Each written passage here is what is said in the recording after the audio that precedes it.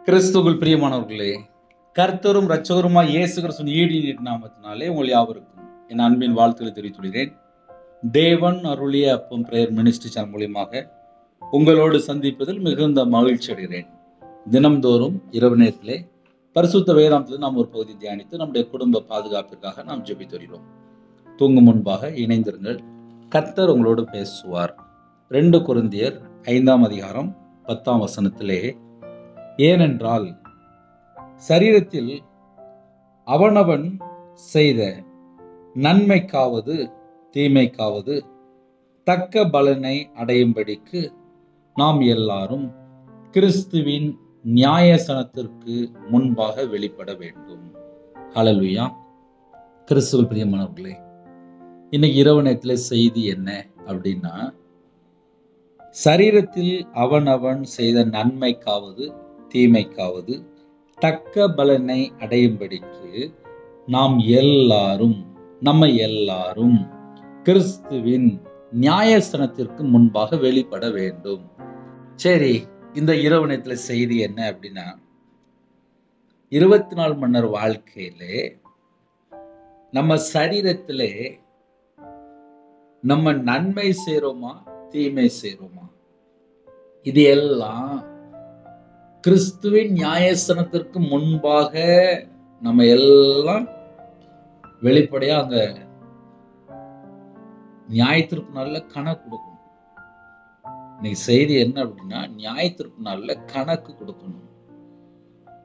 இப்போ நம்ம கர்த்தருடைய பிள்ளைகள் இணைந்திருக்கிறீங்க, ரட்சிக்கப்பட்டவர்களும் இணைந்திருக்கிறீங்க, ரட்சிக்கப்படாதவர்களும் இணைந்திருக்கிறீங்க, இயேசுவை சொந்த இரட்சகரா ஏற்றுக்கொண்ட பிள்ளைகளும் இணைந்திருக்கிறீங்க, இயேசுவை சொந்த இரட்சகராக ஏற்றுக்கொள்ளாமல் இப்பதான் பிரதர் உங்க செய்தி கேட்கிறேன், என்னோட வாழ்க்கையில எத்தனையோ குறைகள் இருக்கு பிரதர், நான் முழுசா உள்ள வரல பிரதர், இன்னும் நாங்க சர்ச்சுக்கே போக ஆரம்பிக்கல, இப்பதான் எங்க வாழ்க்கையில நாங்க கொஞ்சம் கொஞ்சமா கர்த்தரை தேடுறோம், எங்க வாழ்க்கையில நாங்க கடந்து வந்த பாதையெல்லாம் வித்தியாசமான பாதைகள் அப்படிம்பாங்க. எப்படிப்பட்ட ஜனங்கள் ஆன்லைன் மூலியமாக இணைந்திருந்தாலும் நம்ம எல்லாருக்கும் இன்னைக்கு ஒரு செய்தி இருக்கு. ஒரு குடும்பம் கர்த்தரை விட்டு தள்ளி போகும்போது அவங்களோட வாழ்க்கையிலே பலவிதமான பாவங்கள் தான் இருக்கு. அதை முதல்ல ஒரு குடும்பம் நன்றாக புரிந்து கொண்டால் இன்னைக்குள்ள செய்தியினுடைய ஆழத்துக்குள்ள போகும்போது அது உங்களுக்கு பிரயோஜனமா இருக்கும். கிரியைகள் அப்படின்னாலே செயல்கள். சரீரத்தில் அவனவன் செய்த நன்மைக்காவது தீமைக்காவது. இப்போ ஒரு குடும்பம் பெரிய போஸ்ட்ல இருக்கிறாங்க, அந்த போஸ்ட்ல உண்மையாகவும் வேலை பார்க்க முடியும், தப்பாவும் வேலை பார்க்க முடியும். உண்மையா வேலை பார்த்தால் நித்திய ஜீவன், அதுல பொய்யா லஞ்சம் வாங்கி வேலையை உண்மையா செய்யாம வேலை செய்யற நேரத்துல தேவையில்லாத காரியங்கள் செஞ்சாலும் தப்புக்குள்ள போயிரும். சரி, இந்த பூமியில நம்ம இஷ்டம் போல வாழ்ந்துட்டு நம்ம பரலோகத்துல போகும்போது அங்க கணக்கு கொடுக்கணும். உனக்கு நான் ஒரு பெரிய போஸ்ட் தந்தனே, அந்த போஸ்ட்ல நீ ஏன் உண்மையா இருக்கலன்னு சொல்லி நம்ம கணக்கு கொடுக்கணும்.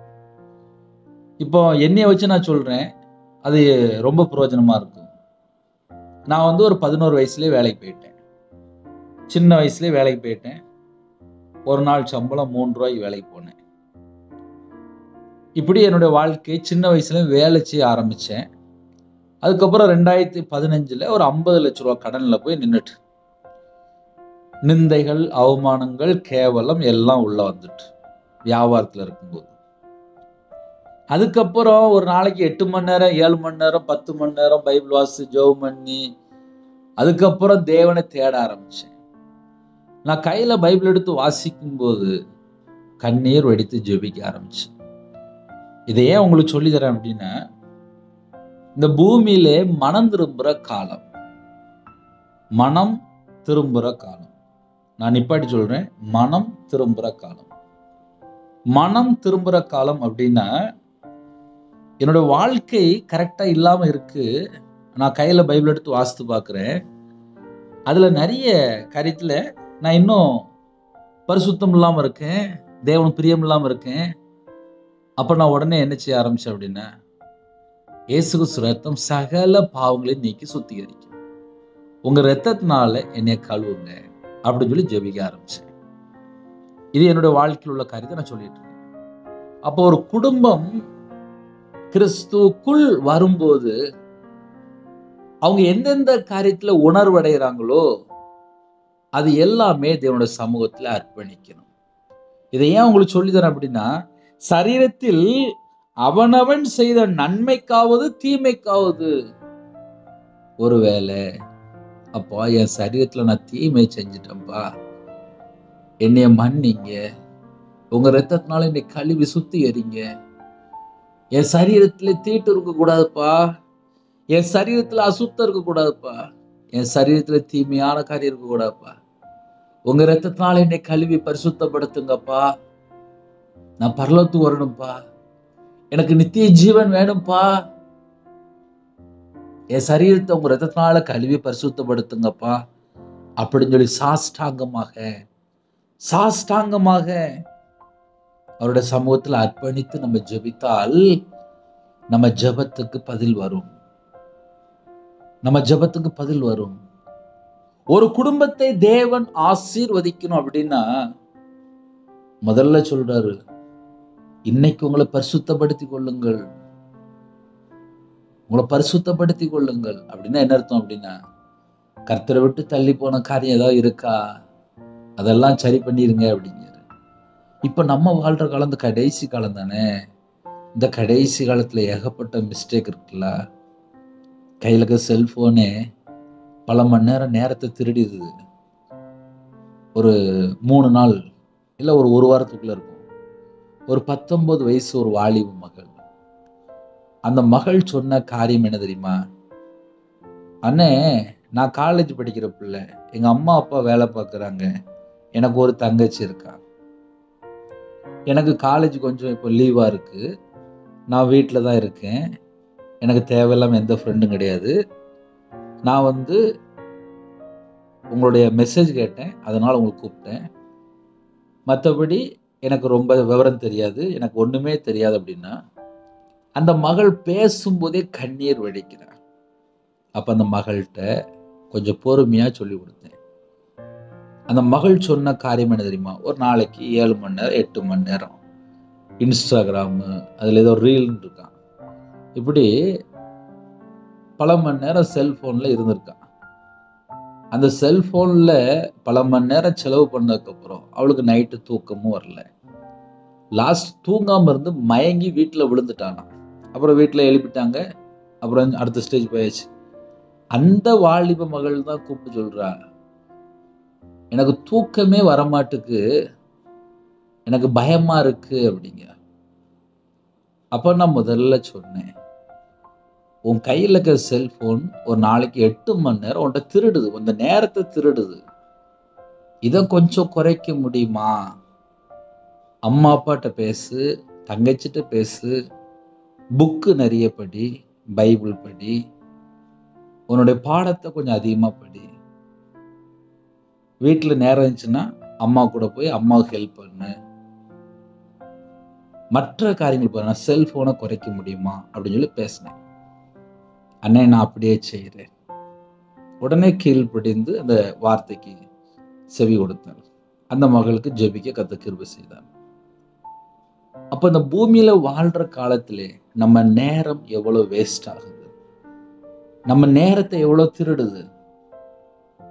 ஒரு கிராமத்துக்குள்ள, ஒரு சிட்டிக்குள்ள, வேற வெளிநாட்டுக்குள்ள எல்லா பக்கமும் செல்போன் கையில வந்துட்டு, நான் சில நேரத்துல கிராமத்துக்குள்ள போயிட்டு வருவேன், சிட்டிக்குள்ளேயும் போயிட்டு வருவேன். ஒவ்வொரு இடத்துல போகும்போது வாலிப பையங்க அப்படியே குனிஞ்சி அப்படியே செல்போனை பார்த்துட்டே இருப்பாங்க. ஒரு 4 பையன் 10 பையன் இருக்கிறான்னா 10 பையன் பேச மாட்டான். அந்த 10 பையனுமே கையில செல்போன் தான் பார்த்துட்டு இருப்பான். ஒரு காலேஜுக்கு போறதுக்கு முன்பாக இல்ல காலேஜ் வாசல்ல அந்த பிள்ளைகள் பார்த்தா செல்போன் அப்படியே குனிஞ்சு பார்த்துட்டே இருக்கும். காலேஜுக்கு டைமான கூட தெரிய மாட்டேங்குது. காலேஜுக்கு வெளியில நின்று செல்போன் தான் பார்த்துட்டு இருக்கும். இது பகல்ல காலையில. இதுக்கப்புறம் நைட்ல வந்து பல மணி நேரம். ஒரு வாலிப மகள் என்ன செய்வா அப்படின்னா, நைட்டு அம்மாவுக்கு தெரியாம போரைய மூடிக்கிட்டு போரைக்குள்ள ஓடி செல்போன் பார்த்துட்டு இருப்பா. அம்மா நினைச்சிட்டு இருக்காங்க, என் மக தூங்கிட்டு இருப்பா அப்படின்னு நினைச்சிட்டு இருப்பாங்க. ஆனா இந்த பிள்ளை பார்த்தா போர்வைக்குள்ள செல்போன். லாஸ்ட் கொஞ்ச நாள் கழிச்சு என்னாச்சுன்னு சொல்லி பார்க்கும்போது கண்ணு ஒரு சைடு கண்ணு ஃபுல்லா அவுட் ஆயிட்டு. டாக்டர் கேட்காரு, எப்படி அப்படின்னு கேட்காரு. ஒரு சைடு ஃபுல்லா கண்ணு போயிட்டு. பல மணி நேரம் செல்போன் பார்க்கும்போது கண்ணு போயிரும். ஒரு குடும்பம் மனம் திரும்பி, என் வாழ்க்கையில நான் கர்த்தரை விட்டு தள்ளி போயிட்டேன்ப்பா, நான் கர்த்தரை விட்டு தள்ளி போயிட்டேன்ப்பா, உங்க ரத்தத்தினால என்னை கழுவி சுத்தேறீங்கப்பான்னு சொல்லி இந்த பூமியில நம்ம மனம் திரும்பி இயேசுவை ஏற்றுக்கொண்டு கர்த்தருக்காக சரீரத்துல நம்ம பரிசுத்தமா வாழ்ந்தால் நமக்கு நித்திய ஜீவன். இல்ல, நான் யாரு பேச்சும் கேட்க மாட்டேன், நான் சர்ச்சுக்கும் போக மாட்டேன், நான் மனம் திரும்ப மாட்டேன், நான் கையில பைபிள் எடுத்து வாசிக்க மாட்டேன், நான் ஜெபிக்க மாட்டேன், நான் தேவனை தேட மாட்டேன், நான் ஒண்ணுமே கேட்க மாட்டேன், அம்மா வார்த்தைக்கும் கேட்க மாட்டேன், மனைவி வார்த்தைக்கும் கேட்க மாட்டேன், பெரியவங்க வார்த்தைக்கும் கேட்க மாட்டேன், இஷ்டம் போலதான் நான் வாழ்வேன், நான் துணிகரமா தான் வாழ்வேன், நான் துன்மார்க்கமா தான் வாழ்வேன், நான் இஷ்டம் போலதான் வாழ்வேன் அப்படின்னு சொல்லி சில குடும்பங்கள் சில வழியில போயிட்டு இருப்பாங்க. இப்படி நம்ம பலவிதமான ஜனங்கள் ஆன்லைன் மூலியமா இணைந்திருப்பீங்க. நான் எல்லாத்தையுமே சேர்த்து சொல்லிட்டு இருக்கேன். அப்போ ஒரு குடும்பம் இங்க இஷ்டம் போல நம்ம வாழ்ந்துட்டு நம்ம நித்திய ஜீவனுக்குள்ள போகணும்னா எப்படி போக முடியும்? அங்க நிப்பாட்டிடுவாரு. சரீரத்துல நம்ம சரீரத்துல என்னெல்லாம் நம்ம செய்யறோம் எல்லாமே பரலோகம் கேமரா மாதிரி பெரிய ஸ்கேன் பண்ணிட்டு இருக்கு. அதனால இன்னைக்கு ராத்திரி செய்தி என்ன அப்படின்னா, நம்ம வாழ்க்கை கர்த்தருக்கு பிரியமானபடி இருந்தால் ஆசீர்வாதம்.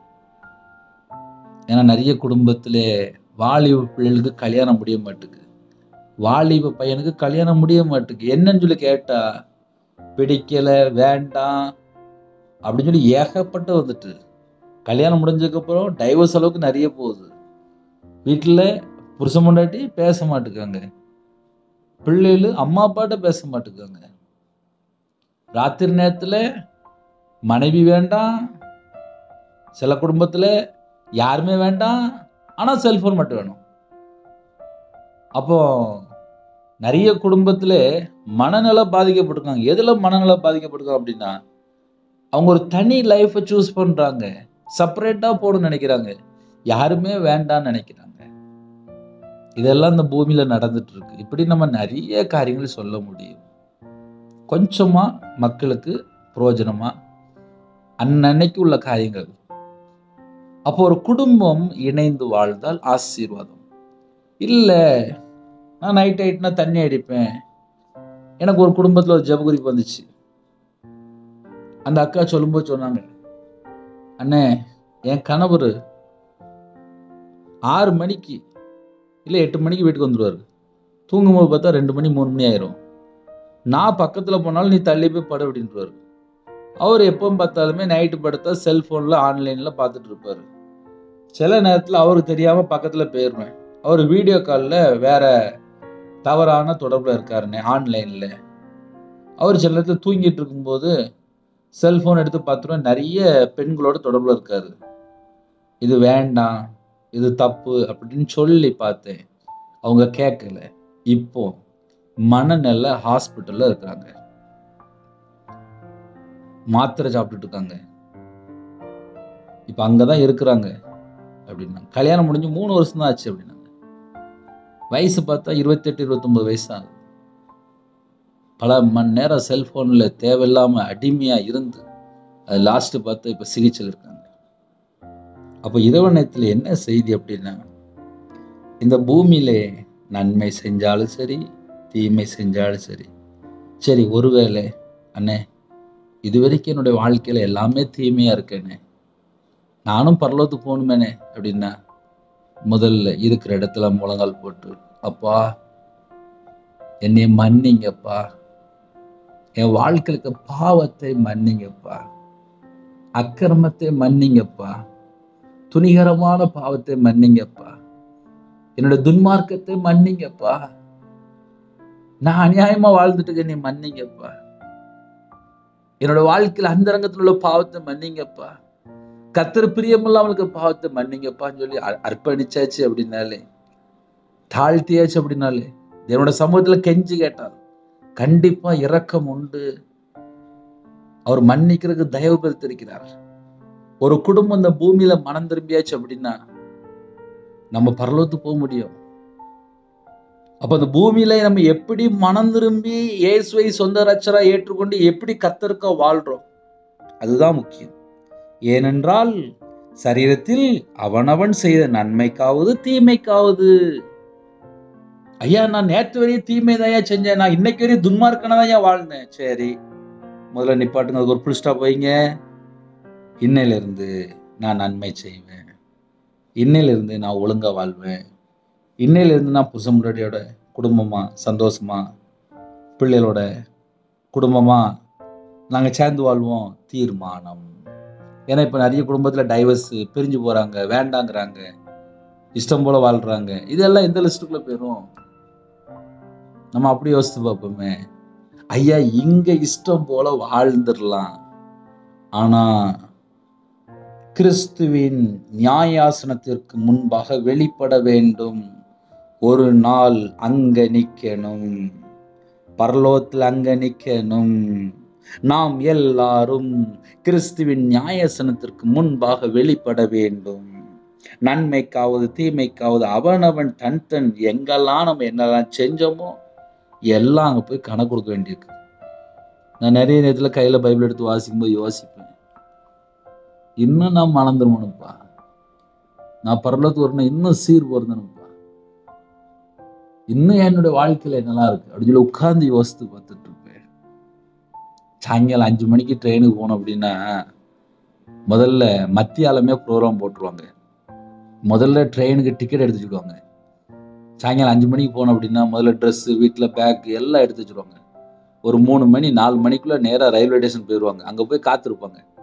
ரயில் வர்றதுக்கு முன்னக்கூட்டி இவங்க அங்கே இருப்பாங்க, டிக்கெட்லாம் எடுத்து ரெடியாக நிற்பாங்க. ரயில் வந்த உடனே அப்படியே ஏறி போயிடுவாங்க, இல்லைன்னா ரயில் விட்டு போயிடும். இதே போலதான் நம்ம பரலோகத்துக்குள்ள போகணும்னா ஆயத்தமா இருக்கணும். உன் தேவனை சந்திக்கும்படி ஆயத்தப்படு. கண்களை மூடி நாம் ஜெபம் செய்வோம். அன்பின் கர்த்தாவே, நன்றியோடு துதிக்கிறோம், சொல்கிறோம்ப்பா. கர்த்தருடைய கரத்திலே எங்களுடைய ஆவி, ஆத்துமா, சரீரம், சிந்தனை, நினைவு எல்லாம் அர்ப்பணிக்கிறோம்ப்பா. எங்க வாழ்க்கையில கர்த்தரை விட்டு தள்ளி போன பாவத்தை மன்னித்து உங்க இரத்தத்தினால கழுவி எங்களை சுத்திகரிங்க. எங்க கண்ணில் உள்ள பாவத்தை மன்னிங்க, எங்க கையில் உள்ள பாவத்தை மன்னிங்க, எங்க இதயத்துக்குள்ள கர்த்தரை விட்டு தள்ளி போற பாவங்களை மன்னிங்க. துணிகரமான காரியங்கள், துன்மார்க்கமான காரியங்கள், உணர்வு இல்லாமல் செஞ்ச காரியங்கள், அக்கிரமமான காரியங்கள் எதுவா இருந்தாலும் கல்வாரி அன்பினாலே உங்க பிள்ளைகள் இழுத்து கொள்ளுங்க. உங்களுடைய தழுமுள்ள கரத்தினாலே தொட்டு சுகமாக்கித்தாங்க. உங்க பிள்ளைகளை கழுவி சுத்திகரிங்க. எங்களுக்கு சுத்திகரிப்பு வேணும்ப்பா.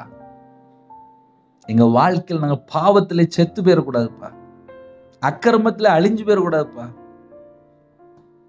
நிர்விசாரமா யாரெல்லாம் வாழ்றாங்களோ, துணிகரமா யாரெல்லாம் வாழ்றாங்களோ, இந்த செய்தியை கேட்டதுக்கு அப்புறம் கர்த்தர் பக்கம் மனம் திரும்பணும்.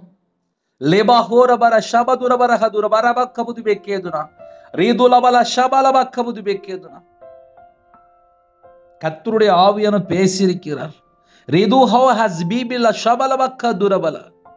இந்த நாளிலும் சில குடும்பங்கள் மாத்திரம் கர்த்தருடைய சமூகத்திலே உண்மையாய் ஜெபித்து கொண்டிருக்கிறார்கள்.